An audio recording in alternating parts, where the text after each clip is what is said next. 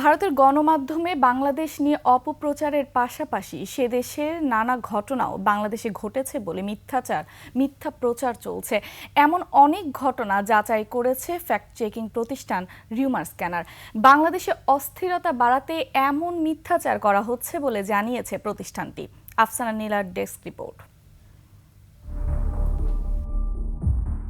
ময়মনসিংহে সম্প্রতি হিন্দুদের বসতবাড়িতে স্থানীয়রা হামলা ভাঙচুর ও ধর্ষণ চালিয়েছে দাবিতে ফেসবুকে একটি ভিডিও ভাইরাল হয়। ভিডিওটি শেয়ার করে নিজেদের মনগড়া স্ট্যাটাস দেয় বেশ কিছু ভারতীয় নাগরিক। তবে আসলে এই ভিডিওটি ময়মনসিংহের কিনা সে বিষয়টি যাচাই করেছে যুক্তরাজ্য ভিত্তিক ভারতীয় ফ্যাক্ট চেক প্রতিষ্ঠান লজিক্যাল ফ্যাক্টস এবং ফ্যাক্ট ওয়াচ বাংলাদেশ। দেখা যায় ভিডিওটি মূলত গত নভেম্বরের ভারতের বিহার রাজ্যের পূর্ণিয়া জেলার, যেখানে গ্রামের এক নারী তার ৩ সন্তানকে হত্যার পর নিজেও আত্মহত্যা করেন। হিন্দু ধর্মের সাধুকে জোর করে মুসলমান বানানো হচ্ছে এমন দাবি করা একটি ভিডিও সামাজিক যোগাযোগ মাধ্যমে ভাইরাল হয়, যাতে দেখা যায় রাস্তায় ঘুরে বেড়ানো এক লোককে পরিষ্কার করা হচ্ছে।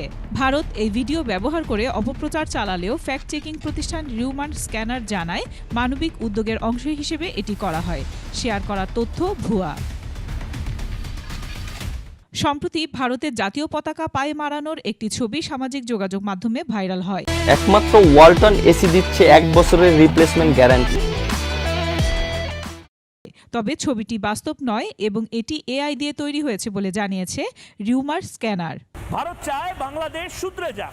এছাড়া বাংলাদেশে মন্দিরে হামলা ও প্রতিমা ভাঙচুর করা হয়েছে এমন দাবি জানিয়েছে ভারতীয় সংবাদ মাধ্যম RT ইন্ডিয়া।